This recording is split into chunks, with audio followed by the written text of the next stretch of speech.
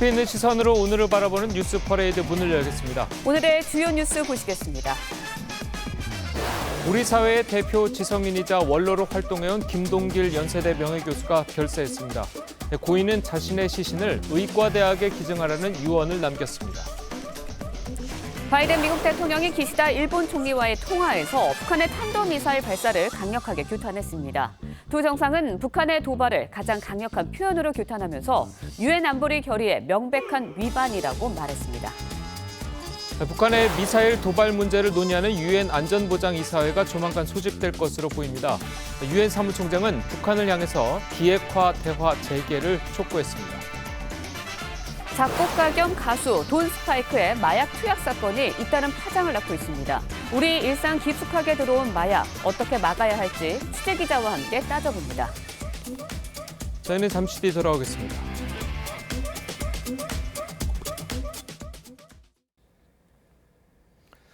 네, 조금 전 들어온 소식 먼저 전해드리도록 하겠습니다. 한국과 미국이 북한 미사일 도발에 대응해서 지대지 미사일 4발을 동해상으로 발사했습니다. 자세한 내용은 잠시 뒤 전해드리도록 하고요. 다음 소식 이어가도록 하겠습니다. 우리나라의 대표 원로이자 지식인인 김동길 연세대 명예교수가 어젯밤 94살의 나이로 별사했습니다. 나비 넥타이와 콧수염 그리고 묵직한 직원으로 유명했던 고인은 자신의 시신을 의과대학에 기증하라는 유언을 남겼습니다. 그의 발자취를 한지은 기자가 전합니다. 이런 인간들이 우리 사회에 있다는 거, 그것이 아주 매우 불쾌한 거 아니에요? 2013년 사회지도층 성접대 사건이 불거진 당시 김동길 연세대 명예교수는 방송에 나와 강한 어조로 직격탄을 날렸습니다. 이처럼 우리 사회 곳곳의 병폐에 쓴소리를 마다하지 않았던 김동길 연세대 사회학과 명예교수가 어제 저녁 10시 반쯤 향년 94세로 별세했습니다. 1928년 평안남도 맹산에서 태어난 김 교수는 북한의 공산정권이 들어서자 1946년 월남했습니다. 미국 보스턴대에서 역사학 박사학위를 받고 귀국한 뒤 연세대 사회학과 교수를 지냈습니다. 김 교수는 유신 정권을 향해 거침없는 비판을 쏟아 해직과 복직을 반복했습니다. 대중은 그를 향해 환호했고 김 교수는 연예인 못지않은 스타 지식인으로 인기를 얻었습니다. 콧수염과 나비 넥타이는 트레이드 마크가 됐고 이게 뭡니까란 유행어를 남기기도 했습니다. 한때 정계에도 입문했던 그는 방송과 신문을 넘나들며 대중과 함께 호흡해왔습니다. 정확한 언변과 정연한 논리, 그리고 특유의 유머로 국내 시사평론의 새 장을 열었다는 평가입니다. 구순을 넘긴 나이에도 유튜브 채널을 개설해 큰 인기를 끌기도 했습니다. 사는 것이 나 혼자가 아니라 다 같이 생존하고 있다. 평생을 대중과 함께 지혜를 나누던 김동길 교수. 그의 장례는 자택에서 가족장으로 치러질 예정입니다. TV조선 한지은입니다. 어제부터 시작된 국회 외교통일위원회 국정감사에서 민주당 이재명 대표가 데뷔전을 치렀습니다. 이 대표는 이종석 국방부 장관이 대통령실 이전이 적절했다고 본다고 말하자 자식들에게 부끄러운 일이라고 비판했습니다. 외통위는 해임 건의안이 통과된 박진 장관의 출석 문제와 윤 대통령의 뉴욕 발언을 두고 2번이나 감사가 중단되기도 했습니다. 신유만 기자입니다. 국정감사 첫 질의에 나선 이재명 대표는 킬체인과 한국형 미사일 방어체제 예산이 새로 반영되지 않았다고 지적했습니다. 삼축체제는 말은 많이 하는데 신규 사업은 거의 없다. 이거는 결국 깡통 안보 아니냐. 또 대통령실 이전 비용으로 1조 원이 들어간다면서 이종섭 국방부 장관을 몰아붙였습니다. 평가를 돈으로 따지는 건 아니라고 봅니다. 그래서 국민과의 약속을 지키는 제가 질문하는 거에 대한 적절하다고 생각합니다. 역사가 평가할 겁니다. 국방부 장관 입장에서 잘했다고 생각한다고요? 자식들한테 부끄러울 수 있습니다. 외교통일위원회 오전 국감은 민주당 주도로 해임 건의안이 통과된 박진 외교부 장관의 퇴장을 놓고 회의 시작 30분 만에 파행됐습니다. 박진 장관에 대한 퇴장을 요구하는 것이 더불어민주당의 입장입니다. 외교장관하고 상대를 못하시겠다면 차관에게 질의를 하세요. 우리는 장관에게 질의를 할 테니. 4시간 만에 재개됐지만 이번에는 윤 대통령의 뉴욕 발언 영상을 트는 문제로 파행됐습니다. 결국 여야 간사 합의로 영상 없이 음성만 트는 선에서 합의가 이뤄졌는데 박진 장관은 발언 취지를 왜곡한다며 항의했습니다. 대통령의 사적 발언에 대해서 이것을 말 꼬투리를 잡아서 빈손 외교다, 또 막말 외교다 논쟁을 벌이는 것은 국력의 낭비라고. TV조선 신유만입니다. 감사원이 서해 공무원 피격 사건과 관련해서 문재인 전 대통령에게 서면 조사를 통보한 것을 둘러싼 파장이 계속되고 있습니다. 민주당은 감사원 앞에서 1인 시위를 시작하면서 정치 탄압이라고 주장했는데 실제로 그런지는 열흘 뒤 종료될 감사원 감사에서 어느 정도 윤곽이 드러날 것으로 보입니다. 이정현 기자입니다. 야당 의원들이 대형 손피켓을 들고 감사원 앞에 섰습니다. 감사원의 문재인 전 대통령 서면 조사 요구에 반발하며 릴레이 1인 시위에 들어간 겁니다. 언제부터 감사원이 권력의 하수 집단으로 또 검찰과 함께 손발을 맞춰서. 하지만 감사원은 이번 사건의 실체적 진실을 밝히기 위해 필요한 절차라는 입장입니다. 특히 감사원은 사건 당시 국방부가 월북이 추정된다고 발표했다가 지난 6월 입장을 번복한 점에 주목하고 있습니다. 당초 합참의 최초 보고서엔 월북 가능성이 낮은 것으로 평가된다고 돼 있었지만 만 하루도 안 돼 국방부가 월북 가능성을 열어두고 있다며 달라진 입장을 발표하게 되는 과정에 문 전 대통령이 개입했는지를 규명하는 게 관건이 될 걸로 보입니다. 윤석열 대통령은 도어 스태핑에서 구체적 언급을 피했습니다. 감사원은 헌법기관이고 대통령실과 독립적으로 운영되는 그런 기관이기 때문에. 다만 감사원은 문 전 대통령이 질문지 수령을 거부한 만큼 직접 조사는 현실적으로 어렵다는 입장입니다. TV조선 이정현입니다. 감사원의 서면 조사 요청에 문재인 전 대통령이 대단히 무례한 짓이라는 반응에 논란이 뜨겁습니다. 여당은 물론 온라인상에서도 문 전 대통령의 제왕적 의식을 꼬집는 글들이 확산되고 있고 법조계에서도 국가기관을 하대하는 취지의 부적절한 표현이라는 지적도 나오고 있습니다. 김태훈 기자입니다.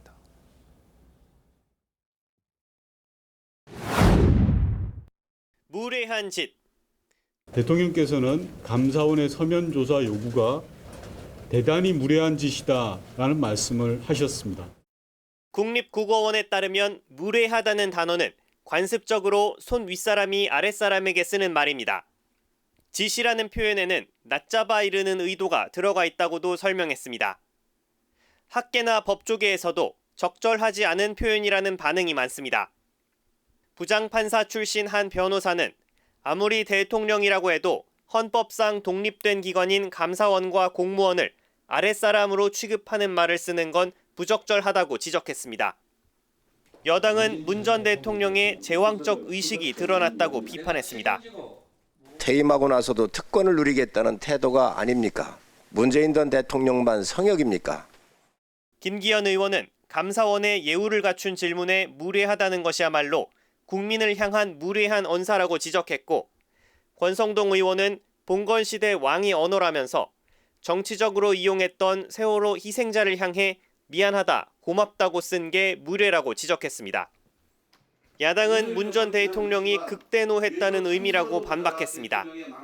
무례한 짓이다. 이거는 문 대통령이 전혀 쓰실 것 같지 않은, 굉장히 강하죠. 진짜 그렇게 하셨다면 요즘 말로 정말 극대노하신 거죠. 문 전 대통령은 2015년 합당 문제로 갈등을 빚던 천정배 의원을 향해 무례하다는 표현을 쓴 적도 있습니다. 좀 무례한 말이죠. 무례한 말이다. 감사원은 법에 따라 사실관계 파악을 위해선 전직 공무원에게도 출석과 답변을 요구할 수 있다며 정당한 조사 요구라고 강조했습니다. TV조선 김태훈입니다. 문재인 정부 시절 대통령의 부인인 김정숙 여사가 혼자 인도로 가서 전통 유적지인 타지마할을 다녀와 논란이 됐던 것 기억하실 겁니다. 한국 대표단 성격이라면서 대통령 휘장까지 단 전용기를 타고 갔었는데요. 당시 야당으로부터는 외유성 관광이 아니냐는 비판이 나왔고, 문재인 정부 청와대는 인도 총리의 요청이 있었다고 했습니다. 그런데 알고 보니까 한국 측이 먼저 인도에 요청을 했고, 예정에 없던 경비를 만드느라 불과 사흘 만에 수억 원대의 예비비까지 처리했던 것으로 드러났습니다. 김아린 기자입니다. 지난 2018년 청와대는 김정숙 여사의 3박 4일 인도 단독 순방 내용을 공개하면서 인도 모디 총리의 요청이 있었다고 설명했습니다. 모디 총리가 김정숙 여사가 행사 주빈으로서 참석해 주기를 간곡히 요청하는 공식 초청장을 보내옴에 따라 하지만 2018년 9월 외교부 문서에 따르면 인도 관광차관이 초청한 대상은 도종환 당시 문체부 장관이었고 다음 달인 10월 우리 외교부가 김정숙 여사의 참석 의사를 타진했습니다. 원래 이제 장관 방인이었다가 영부인이 함께 가는 걸 우리 측이 얘기를 했고 10월 중순에 그래서 이제 인도 측에서 낮춰서 이제 초청장을 모디 총리 명의로 온 거죠. 당시 청와대가 밝힌 대로 먼저 인도 총리가 김 여사를 초청한 게 아니라 청와대의 뜻에 따라 우리 외교부가 김 여사 참석을 희망했고 인도 측에서 초청장을 보내왔다는 겁니다. 전용기 비용 2억 5천만 원을 포함한 김 여사 순방 관련 예산 4억 원도 신속하게 배정됐습니다. 문체부는 기재부에 대표단 출장 예비비 4억 원을 신청했는데 하루 만에 국무회의에서 의결되고 신청 사흘 만에 예비비가 배정됐습니다. 최근 5년간 사흘 안에 예비비가 배정된 건 모두 30건. 대부분 코로나 방역과 긴급재해대책비 관련 예산이었습니다. 영부인이 먼저 가겠다라고 요청을 해서 이제 순방을 가게 됐다라는 사실이 뒤늦게 드러났고 예비비가 제대로 타당하게 마련된 것인지. 청와대는 우리 정부에서 먼저 인도 순방을 요청했다고 보도한 한 언론사에 허위라며 정정보도 소송을 냈다가 1심에서 패소한 뒤 항소도 취하했습니다. TV조선 김하림입니다.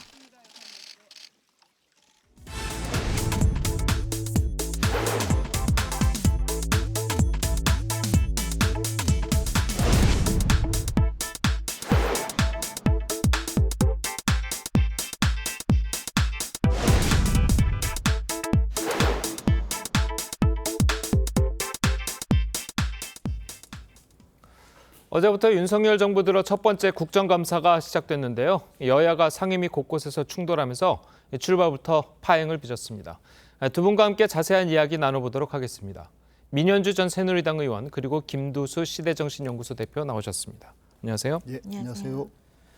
먼저 여야 의원들이 사사건건 충돌했던 그리고 파행이 거듭됐던 외통위로 가보겠습니다. 지금 윤석열 정권의 빈손외교, 굴욕외교, 심지어 막말외교에 대한 저는 이것이야말로 정치 참사라고 생각합니다. 국정감사장에서 퇴장시켜 주시기를 요청합니다. 지금 뭐 이제 말끝마다 이제 윤 정부의 외교 참사 운운하시는데 정리하기 전에 박진 장관님 뭐 하실 말씀 있으면 한 말씀 해주세요. 예. 아니 지금 왜냐하면 외교부 장관입니다. 제가 좋습니다. 알겠습니다. 다시 들어봐라 했던 영상인데 뭐 그것을 못 틀 이유가 없다는 생각이 듭니다. 영상을 안 틀면 자막만 나가는데 더 안 좋으시잖아요. 뭔 소리를 하고 있는 거예요? 이게 뭐 검열을 하고 그런 차원이 아니고요. 위원장이 그런 식으로 하시면 안 되죠. 아니 화면을 보여드린다는 게 아니고 소리를 들어보시라는 겁니다. 바이든 대통령이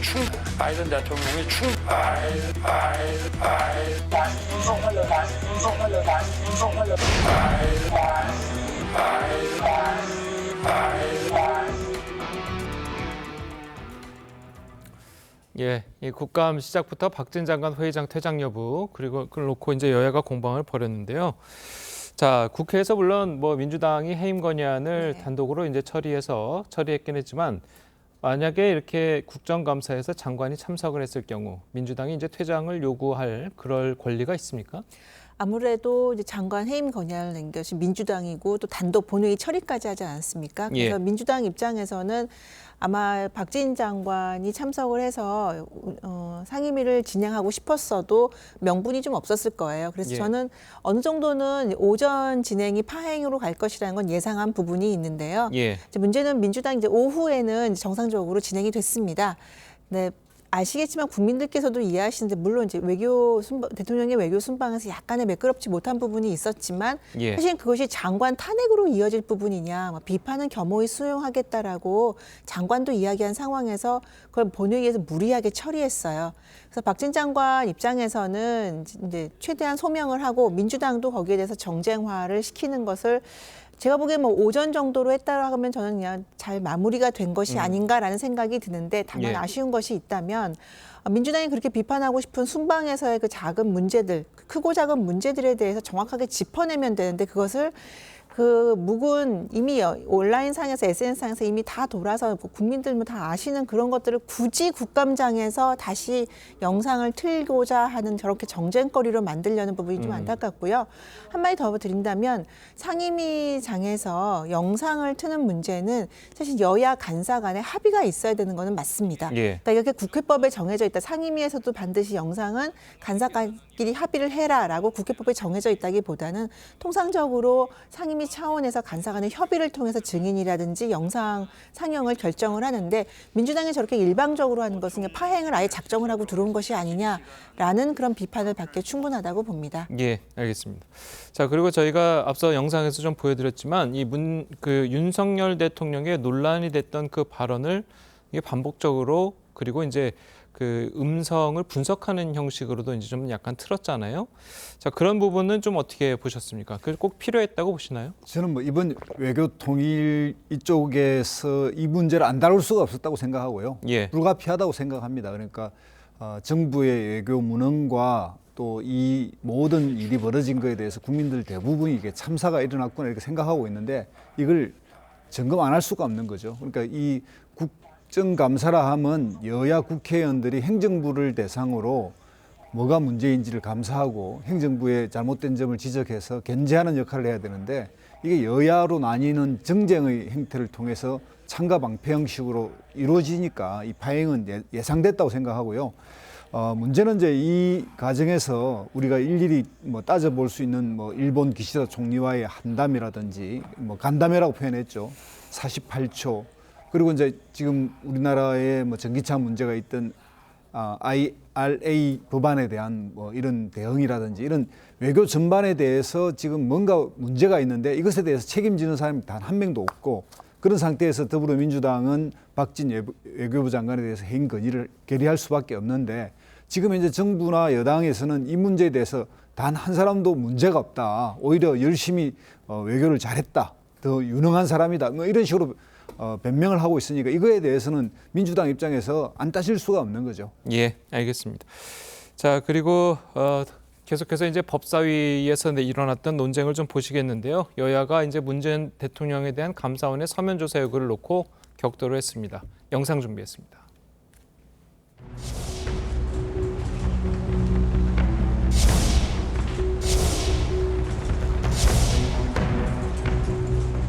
우리 민주당 입장에서는 국민들한테 알려야 될 의무가 있는 거죠. 얼른 회의 진행했으면 좋겠습니다. 감사원 감사나 검찰 수사나 성역이 있어야 되나요? 여야가 똑같이 하고 있지 않습니까? 위원장님께서 계속 최종 목표는 어떠한 정치적 수사를 덧붙일 필요도 없이 문재인 전 대통령이다. 고로 최재 감사원장, 유병호 사무총장 즉각 사퇴해야 합니다. 무례할 뿐 아니라 모욕을 주기 위한 전형적인 정치 감사입니다. 검찰의 진실 규명에 협조하겠다는 것이 아니라 철저하게 피의자로서 방어권을 챙기겠다는 거죠. 아직도 왕이 있는 그런 시대에 살고 있다고 착각하는 것은 아닌지 대단히 안타깝습니다.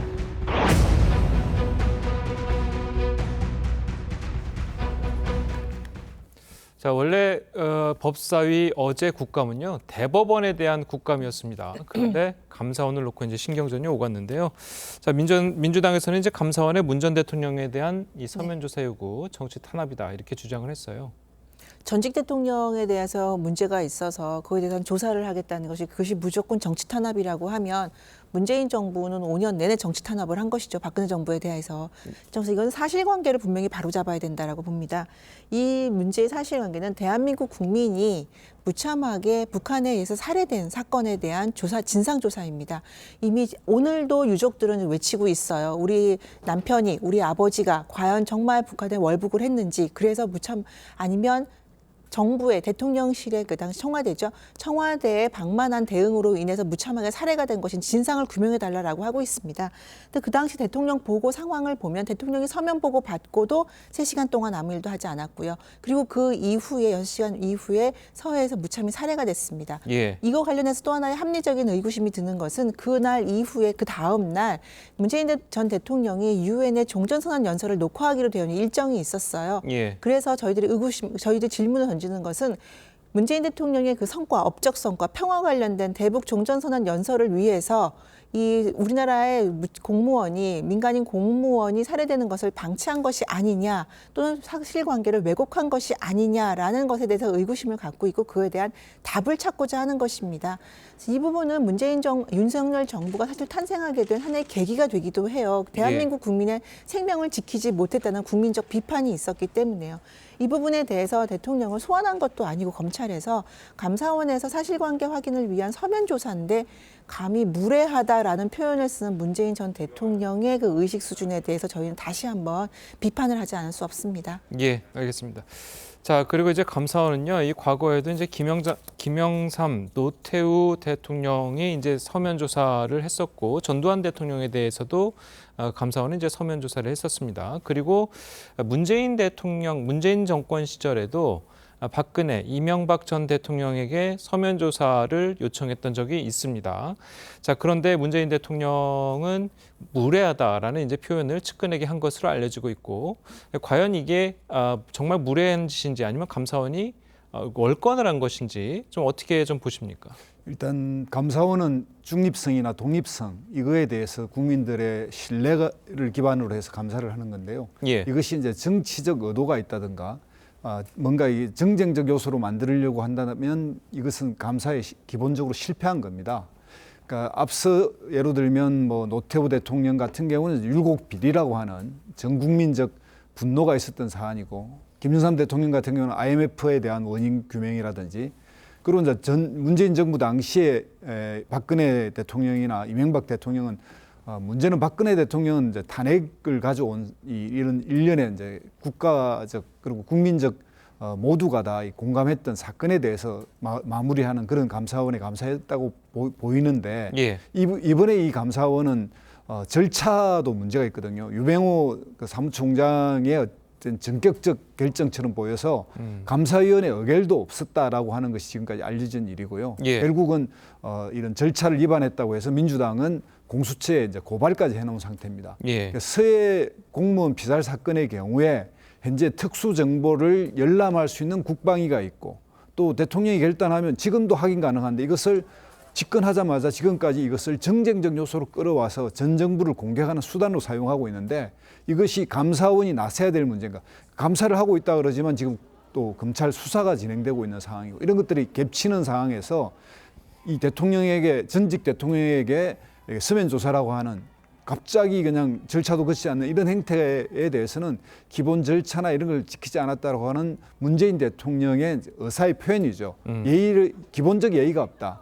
기본이 안 돼 있다 이런 이야기인데, 무례라고 하는 그 말 자체만 가지고 이것을 그 왕으로 착각하는 이런 식의 전쟁적 공격은 지나친 이야기라고 생각합니다. 예, 그 감사원이 정말 절차를 지키지 않은 게 맞습니까? 어떻습니까? 글쎄요, 그 절차라는 게 뭐가 중요한지는 모르겠어요. 지금 이제 민주당에서 비판하는 부분은 밑에서부터 차근차근히 올라와야 된다. 비서실장도 먼저 조사를 하고 안보실장 조사하고 그 다음에 문재인 전 대통령을 조사해야 된다. 그건데요.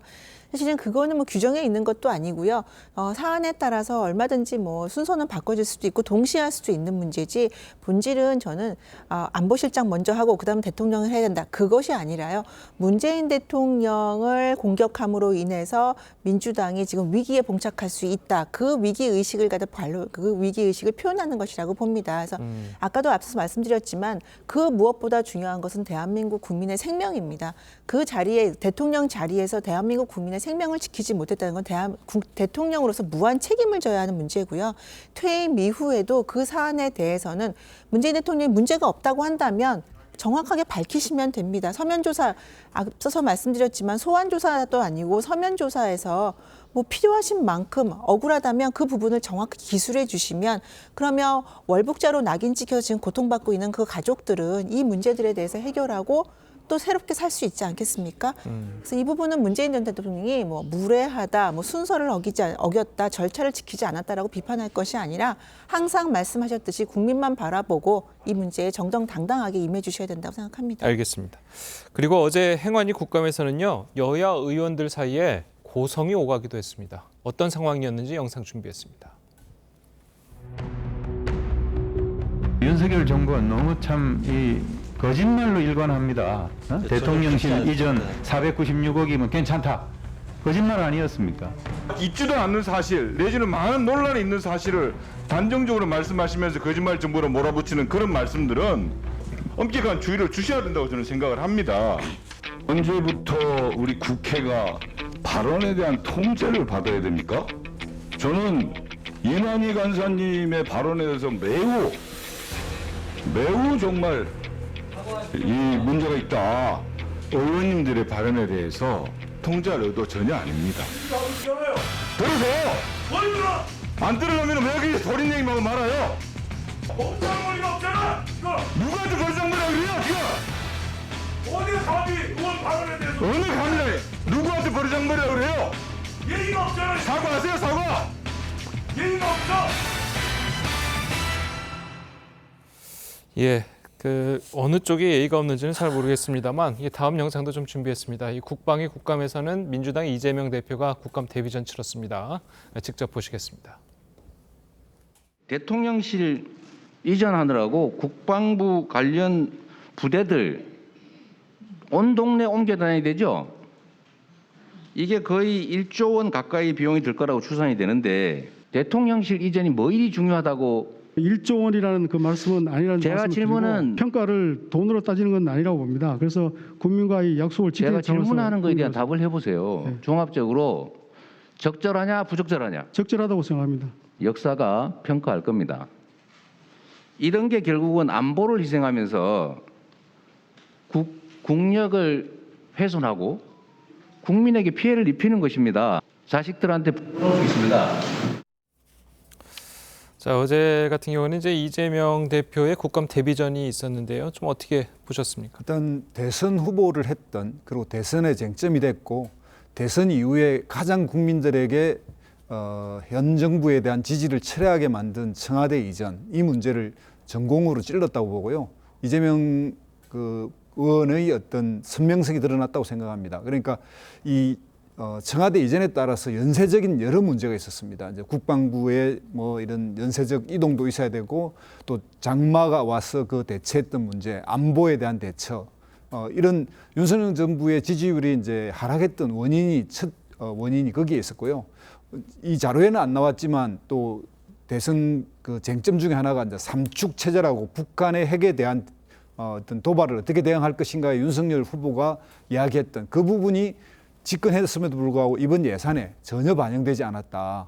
그 점에 대해서는 아주 날카로운 지적을 해서 실제 말로서 안보 공약을 공언했지만 실제 예산에 반영 안 되면 그거는 실제 실천하지 않은 것이다. 이런 것들을 잘 지적했다고 생각합니다. 알겠습니다. 어떻게 보셨습니까?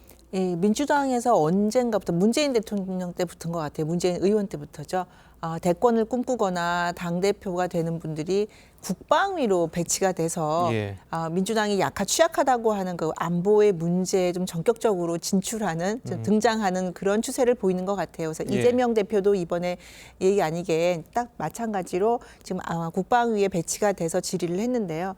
저는 이재명 대표가 대선 후보였고 또 그리고 지금 당권을 가지고 있고 앞으로도 대선을 향해서 저는 나아갈 거라고 생각을 합니다.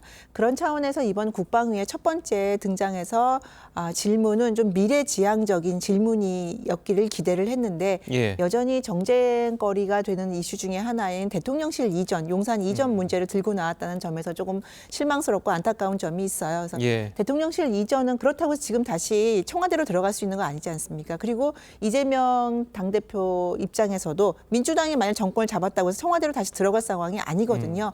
그래서 이 부분에 대해서 다른 의원들이 지적하는 건 모르지만 이재명 대표 입장이라면 조금 더 우리나라 안보와 국방 문제에 있어서 이제까지 민주당이 부족했던 부분 그리고 지금 현재 문재인 정부에서의 그런 실책들 딛고 새로운 어떤 식의 정책이라든지 어떤 안보관을 가지고 있는지를 좀 보여주는 그런 미래지향적인 질문이 되었으면 어땠을까라는 생각이 듭니다. 알겠습니다.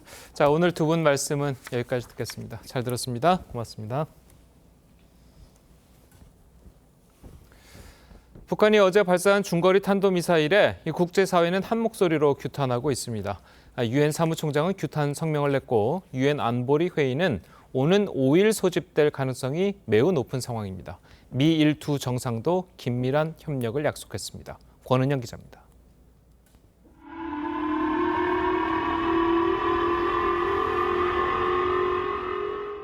북한이 쏜 미사일이 일본 열도 위를 5년 만에 통과하자 일본에선 전국 순간 경보 시스템이 발령돼 한때 대피 지시가 내려졌습니다. 이번 IRBM 비행 거리는 4,500km. 유사시 미 전략자산 발전 기지인 괌을 직접 타격할 수 있는 거리입니다. 이에 우리 시간으로 어젯밤 바이든 미 대통령과 기시다 일 총리는 약 25분간 통화했습니다. 日米そして日米韓、さらには日韓、こうした連携を一層確認し、強めていかなければならない。 양 정상은 국제사회 평화와 안전에 대한 명백하고 중대한 위협이라며 북한을 강력한 단어로 규탄했습니다. 바이든 대통령은 일본 방어에 대한 미국의 철통 같은 약속을 재확인했고 기시다 총리는 일본의 방위력을 근본적으로 강화하려는 의지도 나타냈습니다. 구테르스 유엔 사무총장도 규탄 성명을 냈습니다. 북한이 미국 본토 타격 능력을 과시하기 위해 신형 ICBM 시험 발사와 7차 핵실험을 강행할 것이라는 예측도 나오는 상황. 미국은 조만간 안보리 회의를 요구할 예정인데 회원국 중 반대하는 국가가 없으면 오는 5일 회의가 소집될 예정입니다. TV조선 권은영입니다. 어제 오후 5시 20분쯤 경북 구미시 구포동의 한 휴대전화 유리필름 제조 공장에서 원인을 알 수 없는 불이 났습니다. 화면으로 함께 보시죠. 건물 옥상 위로 붉은 화염이 보이고 검은 연기가 하늘 높이 치솟습니다. 소방대원들이 연신 소화액을 뿌렸지만 연기는 계속해서 피어오릅니다. 소방당국은 대응 2단계를 발령하고 소방대원 등 진화 인력 450여 명과 장비 90여 대가 진화 작업에 투입했습니다. 당시 공장에 있던 근로자 130명이 대피했고 진화 작업에 나선 소방대원 3명이 화상을 입었습니다. 불이 난 지 6시간 만인 어제 저녁 11시 29분쯤 큰 불이 잡혔고 소방당국은 오늘 새벽 2시 32분쯤 초기 진화에 성공했다고 밝혔습니다. 네, 번쩍하는 섬광이 일더니 잠시 뒤 하늘이 밝아집니다. 그러더니 붉게 빛나는 비행물이 솟아오릅니다. 네, 또 다른 영상에서는 포탄으로 추정되는 물체가 굉음과 함께 하늘로 치솟는데요. 어젯밤 11시를 넘어 강릉 지금 무슨 일이 있나요? 라는 글이 한 온라인 커뮤니티에 올라왔습니다. 해당 게시물에는 폭발음이 3번 들렸다며 무섭다는 댓글들이 달렸는데요. 일부 시민들은 화재 신고도 했습니다. 어젯밤 한미가 북한 도발에 대응하기 위해 지대지 미사일 4발을 동해로 발사하는 과정에서 일어난 일입니다. 합참은 우리 측 현무2 한 발이 발사 직후 비정상 비행으로 낙탄됐다며 현재까지 인명피해는 없고 정확한 원인은 파악 중이라고 설명했습니다. 하지만 영문을 모르는 시민들 밤 늦은 시각까지 불안에 떨어야 했습니다. 검찰이 수감 중인 조국 전 법무부 장관의 부인 정경심 전 교수에 대해 형 집행정지 결정을 내리고 한 달 동안 석방 조치를 했습니다. 허리디스크 등으로 수술이 필요하다는 요청을 받아들인 건데 정 전 교수는 구속 수감 650일 만에 구치소를 나오게 됐습니다. 조성호 기자의 보도입니다. 2020년 12월 자녀 입시 비리 등으로 1심에서 징역 4년형이 선고돼 수감 생활을 해온 정경심 전 교수. 허리디스크 파열 등으로 수술이 필요하다며 형집행 정지를 요청했는데 검찰이 이를 받아들여 한 달간 석방 조치했습니다. 구속 수감된 지 650일 만입니다. 검찰 관계자는 정 전 교수 측이 구체적인 수술과 치료 일정을 제시했다며 허용 배경을 밝혔습니다. 정 전 교수는 병원에서 치료를 받던 중 형집행정지 결정을 받은 것으로 알려졌습니다. 앞서 8월에도 형집행정지를 신청했지만 당시에는 허가를 받지 못했습니다. 의료진 등 전문가들이 향후에 어떤 그 수술이라든가 치료 계획 부분에 대한 구체성이 좀 떨어졌기 때문에 그 부분에 대해서 좀 보류한 것이다. 정 전 교수 측은 늦었지만 다행이라며 진행 중인 재판에 차질이 없도록 하겠다고 밝혔습니다. 정 전 교수는 아들 인턴 증명서를 허위로 발급받은 혐의 등으로 배우자인 조 전 장관과 함께 또 다른 재판도 받고 있습니다. TV조선 조성호입니다. 네, 조국 전 법무부 장관이 부인 정경심 전 교수에 대해 형 집행정지 허가 결정이 내려지자 SNS를 접는다고 밝혔습니다. 조 전 장관은 어제 저희 가족은 정경심의 입원과 수술을 위한 형 집행정지를 결정해 주신 심의위원회 위원님들께 감사 인사를 올린다며 이같이 말했습니다. 조 전 장관은 저는 오늘부로 정 교수 치료와 정양에 집중하기 위해 그동안 사용한 SNS를 접는다며 여러분들과 나눈 귀한 시간을 소중하게 간직하겠다고 말했습니다.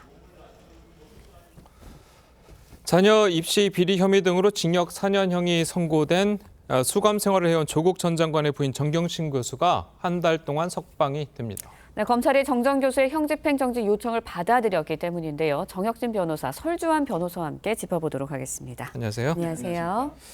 자, 지난 8월에는 이제 불허가 됐었잖아요. 형 집행정지 신청. 근데 이번에 받아들여진 이유가 뭡니까? 더 뭐 건강이 악화된 겁니까? 지난번에 그 한동훈 법무부 장관이 국회에서 밝혔다시피 어떤 구체적인 치료 계획이라든지 수술 계획 이런 것들이 조금 그러니까 흥결된 사항들이 있었는데 이번에 재신청을 하면서 이런 부분에 대해서 그러니까 어떻게 치료를 하고 앞으로 어떻게 수술을 하고 그 수술을 한 뒤에 요양까지 필요한 시간이 이 정도이다. 아마 신청을 함에 있어서 조금 더 이 부분을 보강을 한 것 같아요. 그래서 이제 이 부분에 대해서 심의위원회에서 지금 이 정도의 구체적인 계획이면 충분하다라고 판단이 돼서 다소 뭐 기간이 조금 아쉬울 수는 있습니다만은 그래도 지금 뭐 굉장히 위중한 상태인데 수술이라도 받을 수 있도록 한 달 동안의 시간을 석방을 유예해 준 거에 대해서는 뭐 상당히 뭐 긍정적인 조치다라고 생각합니다. 네, 앞서 이명박 전 대통령의 경우에는 지난 6월에 형 집행정지로 3개월 석방이 됐고요. 지난달에 3개월이 더 연장이 됐습니다. 이 전 대통령과의 형평성을 좀 고려했다고 보시나요? 어떻습니까? 아니요, 그렇지는 않았을 겁니다. 왜냐하면 형사소송법 조금 전에 규정 나갔지만 형 집행으로 인해 가지고 현저히 건강을 해할 그런 염려가 있을 때 형 집행 정지가 가능한 거거든요. 그런데 이제 형 집행 정지가 되려면은 검사장의 허가가 필요한데 검사장이라고 해서 마음대로 허가하는 게 아닙니다.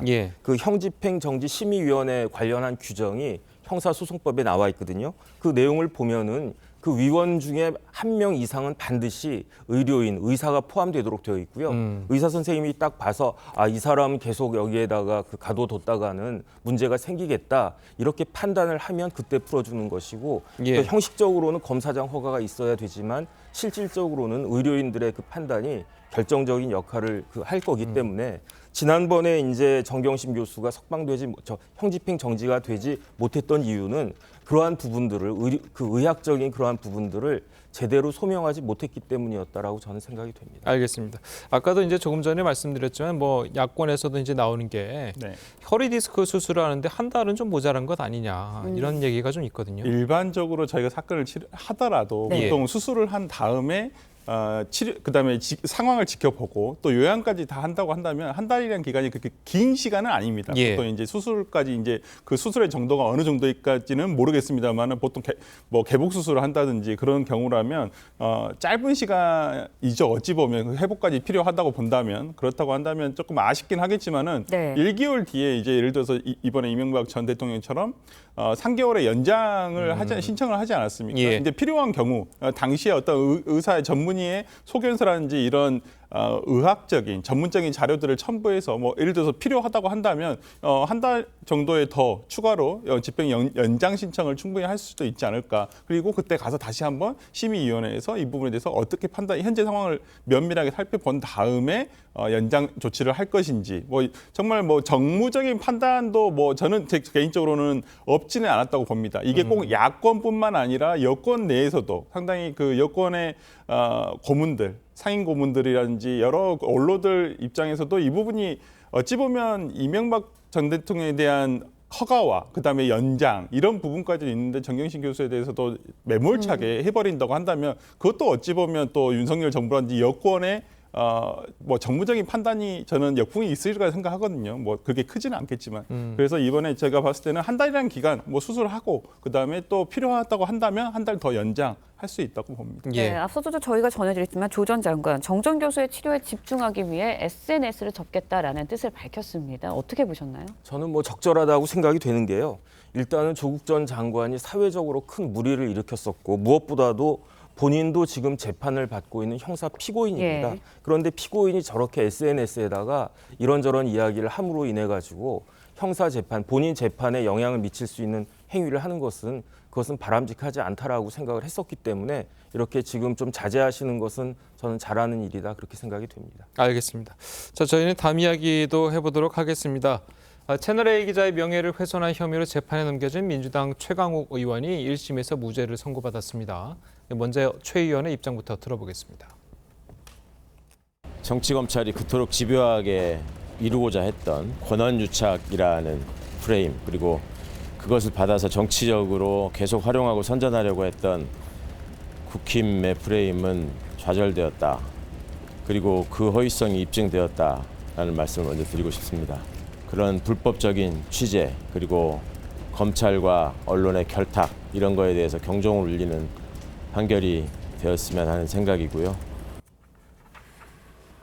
네, 재판부에서는 최강욱 의원이 허위 사실을 유포한 사실은 맞지만 비방의 목적은 아니었다. 그 의도는 나쁘지 않았다라고 판단했어요. 그러니까 이 사건에서 어찌 보면 그 한동훈 법무부 장관이 가지고 있던 휴대폰의 내용이 공개가 되지 않았어요. 그러니까 어찌 되었건 간에 검찰 수사기관에서도 어떠한 뭐 예를 들어서 이동재 전 채널A 기자와 그다음에 한동훈 장관과의 대화, 어떠한 그 전체적인 대화 내용이라든지 이런 것들이 밝혀지지 않은 상황에서 MBC가 가지고 있었던 녹취록에 대해서만 가지고 판단을 한 것이거든요. 그렇다고 한다면 이 부분에 대해서 지금 최강욱 의원이 그 당시에 올린 글을 보더라도 본인의 어떠한 조금 추측성인 발언들이 들어가거든요. 내용들이. 그것에 대해서 재판부에서는 객관적으로 그것을 입증할 수 있는 자료가 없기 때문에 그 내용이 뭐 허위일 수도 있다 이렇게 얘기를 한 것이고, 그렇지만은 어떤 공공의 목적을 위해서 비방의 목적은 없었다라고 보았기 때문에 어저께 그 구속 요건이 맞지 않아서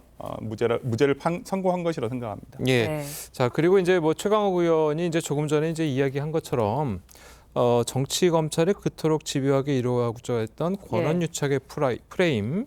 자, 이것이 이제 좌절됐다라고 하는데 어제 판결은 이런 게 판결된 건 아니지 않습니까? 글쎄요. 지금 최강욱 의원이 그런 말을 할 그런 입장인지는 잘 모르겠고요. 왜냐하면 법원에서 허위 사실은 인정을 했어요. 그런데 대법원 판례가 허위 사실이 있었다라고 해서 그것이 비방의 목적을 그대로 인정한 것은 아니다. 이게 대법원 판례가 있거든요.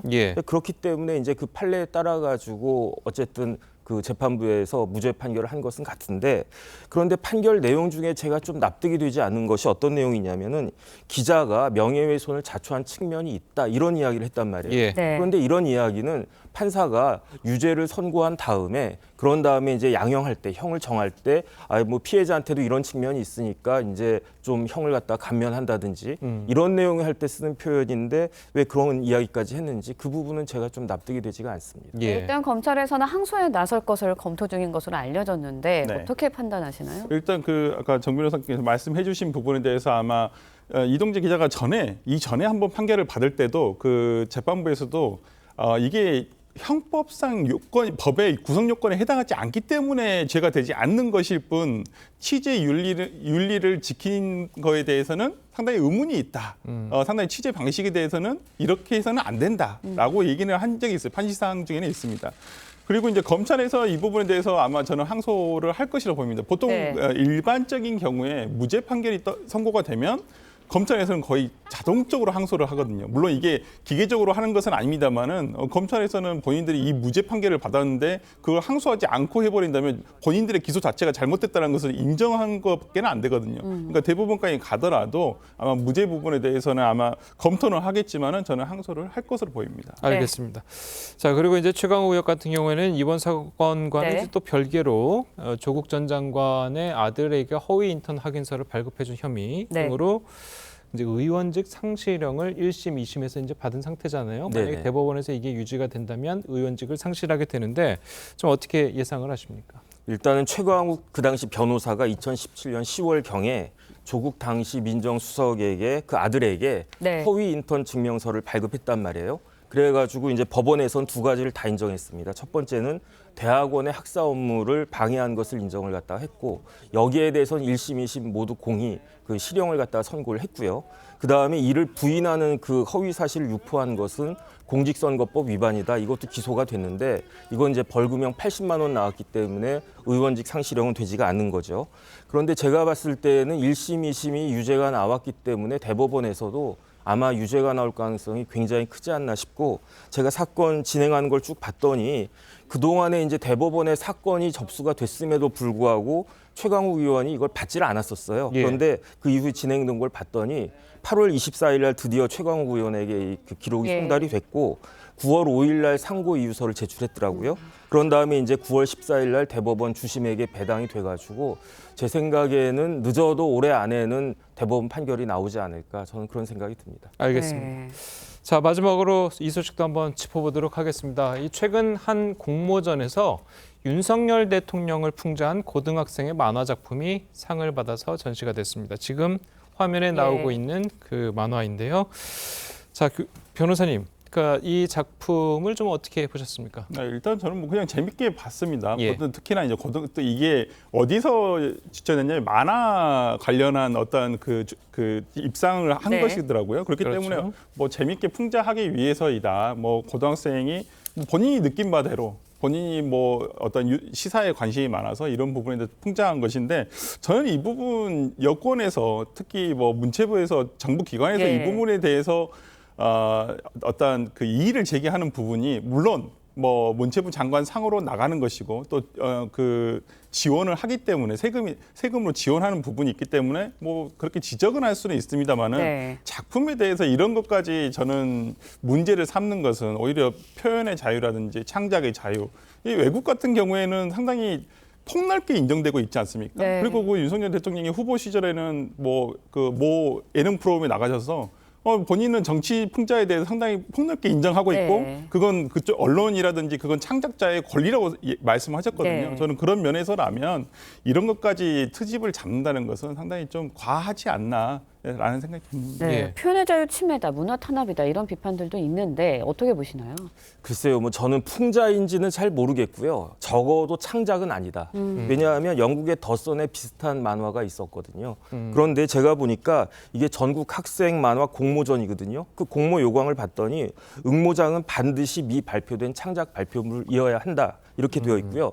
표절이나 도용이나 모방작인 경우에는 그런 경우에는 당선이 되더라도 무효 처리하고 상금이 한 80만 원 정도 되던데 그것도 이제 몰취하겠다 이런 내용까지 있는데 제가 봤을 때 그 두 만화가 거의 뭐 컨셉이 거의 똑같은 거 아니겠습니까? 이게 그 단지 사람만 보리스 존슨하고 트럼프에서 이제 윤석열 대통령과 뭐 이런 식으로 바뀌었을 뿐이지 그렇기 때문에 저런 식으로 하는 것은 굉장히 문제가 있고 저거를 거르지 못했다라고 하는 것은 그 만화영상진흥원 측에 책임이 있다라고 생각이 됩니다. 지금 뭐 화면에 그 더 선에 그 기재됐던 만화가 이제 나가고 있는데 지금 그 고등학생이 그린 만화 굉장히 상당히 거의 뭐 표절이라고 봐도 무방할 정도의 이제 수준이네요. 그 다음에 제가 어떤 생각이 들었냐면요. 대선 때 이른바 줄리 벽화가 문제가 됐었단 말이에요. 그때 이제 이재명 당시 후보가 뭐라고 그랬냐면 그런 벽화는 금도를 넘은 표현이다. 그다음에 그 당시 김상희 국회 부의장이었죠. 그분도 표현의 자유를 넘어선 인권 침해다 그런 이야기를 했는데 뭐 줄리벽화까지 안 되겠지만 이렇게 적절한 것 같지는 전혀 아니다. 저는 그렇게 생각됩니다. 알겠습니다. 자, 오늘 두 분 말씀 여기까지 듣겠습니다. 잘 들었습니다. 고맙습니다. 자신에게 거짓말을 했다는 이유로 여자친구를 호텔에 가두고 폭행한 20대가 경찰에 붙잡혔습니다. 이 남성이 붙잡힌 호텔에서는 마약으로 추정되는 물질과 함께 주사기 30여 개가 발견됐습니다. 임서인 기자의 보도입니다.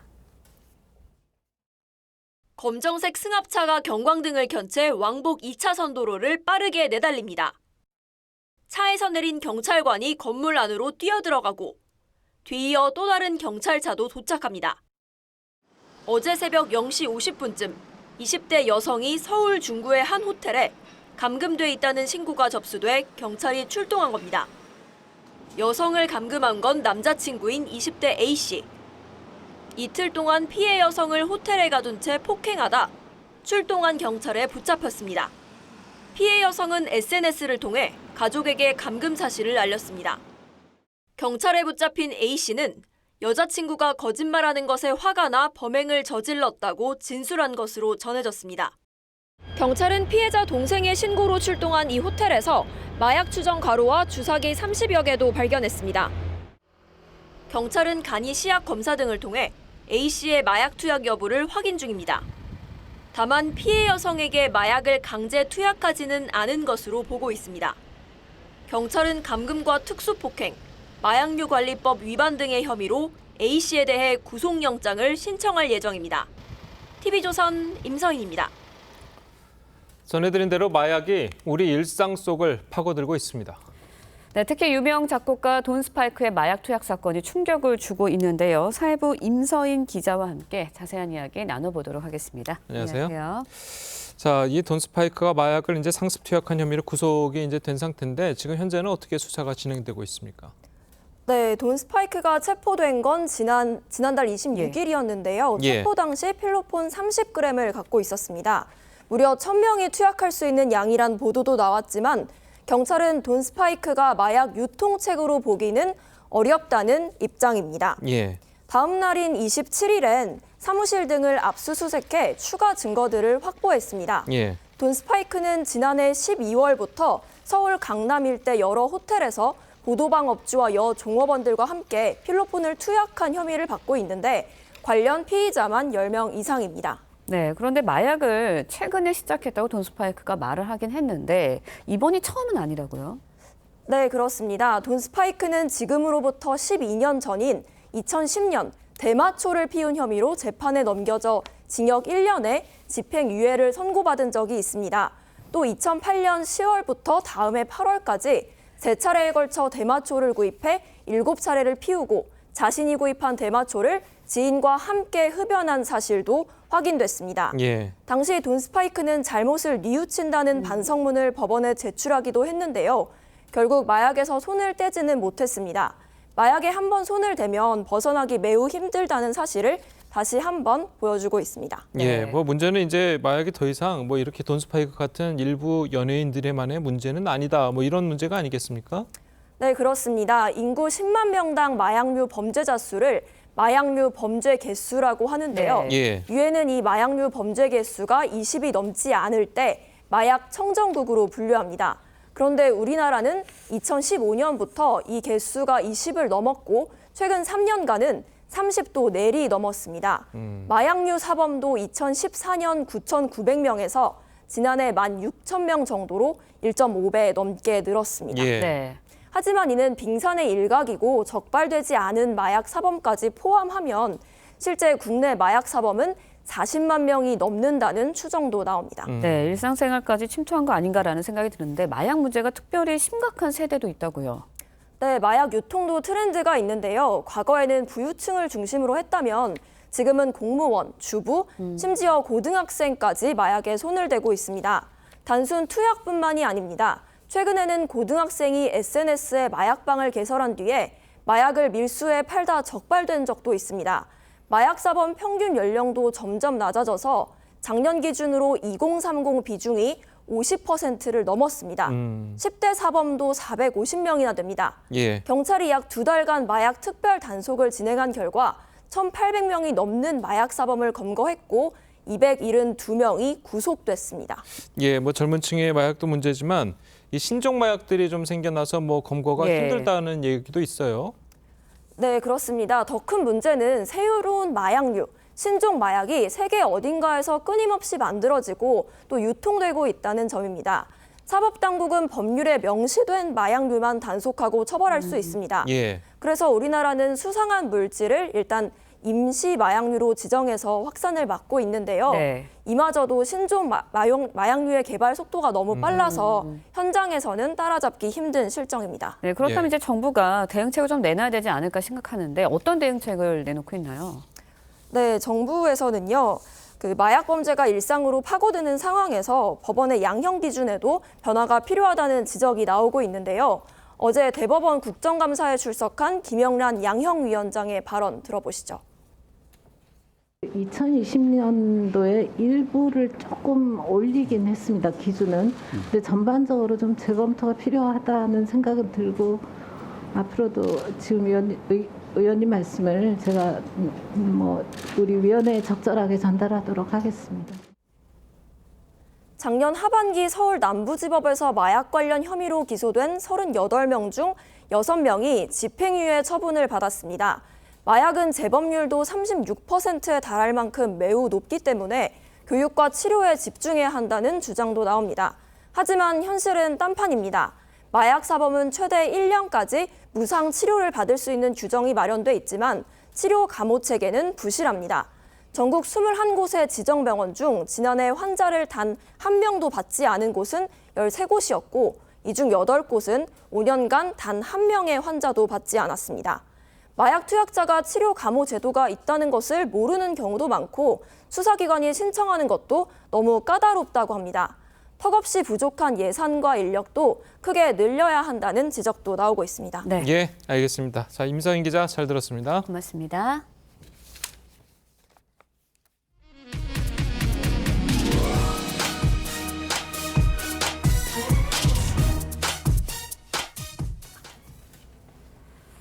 태풍 흰남노의 영향으로 포항 아파트 지하 주차장에서 8명이 숨진 사건 안타까움을 더했는데요. 어제 국정감사가 열리는 국회 앞에서 희생자 유족들이 상복 시위를 벌였습니다. 국가 차원의 철저한 진상 규명을 요구했습니다. 노도일 기자의 보도입니다. 상복 차림의 유족들이 국회 앞에서 시위를 합니다. 지난달 태풍 흰남노 당시 포항의 한 아파트 지하 주차장 침수로 숨진 희생자 8명의 유족들입니다. 유족들은 냉천 범람 우려가 높았지만 침수 대비가 미흡해 벌어진 인재라고 주장했습니다. 재해에 취약한 시설물 등을 보강 조치하라고 시정 명령까지 내렸는데도 포항시는 이 모든 사항을 묵살하였습니다. 유족들은 국회가 특별조사위원회를 구성해 철저한 진상규명에 나서달라고 촉구했습니다. 유족들은 또 하천 반경 100m 이내 지하 주차장에 대해 차수막 의무 설치 규정을 적용해야 한다고도 호소했습니다. 이강덕 포항시장은 어제 국회에서 열린 행정안전위원회 국정감사에 출석해 예측할 수 없는 천재지변이었다고 밝혔습니다. 냉천 정비공사로 시간당 77mm를 처리할 수 있었지만 시간당 100mm 넘게 내렸다는 겁니다. 희생자 유족들은 오는 17일 경상북도에 대한 국정감사에서도 진상규명을 위한 집회를 열 예정입니다. TV조선 노도일입니다.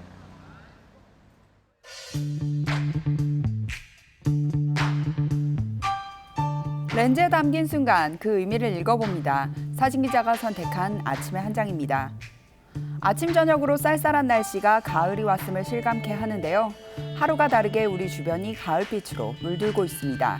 그 모습 사진으로 만나보겠습니다. 뎁사리가 붉게 물들어갑니다. 탐스러운 자태에 사람들이 발걸음을 멈춥니다. 가을하면 코스모스가 빠질 수 없죠. 시원하게 부는 바람을 맞으며 코스모스들이 인사를 건넵니다. 황화 코스모스가 핀 들판에서 바람이 불면 금빛 물결이 일렁이는 듯합니다. 제주는 분홍빛 핑크뮬리가 넘실대고 있고 강원도 인제군에서는 가을꽃 축제가 한창입니다. 보라색 버베나꽃 사이에서 어린이들이 즐거운 한때를 보냅니다.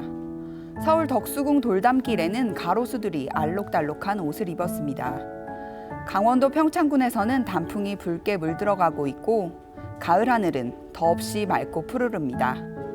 이렇게 다양한 가을의 색 천천히 만끽하는 하루 보내시길 바라겠습니다. 아침의 한 장이었습니다. 네, 밤사이 찬 공기가 내려오면서 서늘함이 감돌고 있습니다. 겉옷 하나씩 꼭 챙겨 나오셔야겠는데요. 현재 서울 기온 14.7도로 어제보다 낮게 출발을 하고 있고요. 낮에도 기온이 크게 오르지 못하면서 서울 18도, 강릉 16도, 대구 21도 등으로 종일 선선하겠습니다. 오늘도 흐린 날씨 속에 동풍의 영향을 받는 영동 지역으로는 비가 내리고 있습니다. 앞으로 모레까지 영동 지역에는 많게는 100mm가 넘는 비가 이어지겠고요. 강원 산간에는 첫눈이 내릴 가능성도 있겠습니다. 서울 등 그 밖의 중부지방과 영남 내륙 지역으로도 내일까지 비가 가끔 지나는 곳이 있겠습니다. 토요일에는 맑은 하늘이 드러나겠습니다만 한글날인 일요일에는 전국에 비가 내릴 전망입니다. 날씨였습니다. 수요일 아침 뉴스 퍼레이드는 여기서 마치겠습니다. 네, 저희는 내일 아침 7시 30분에 다시 찾아뵙겠습니다. 시청해주신 여러분 고맙습니다.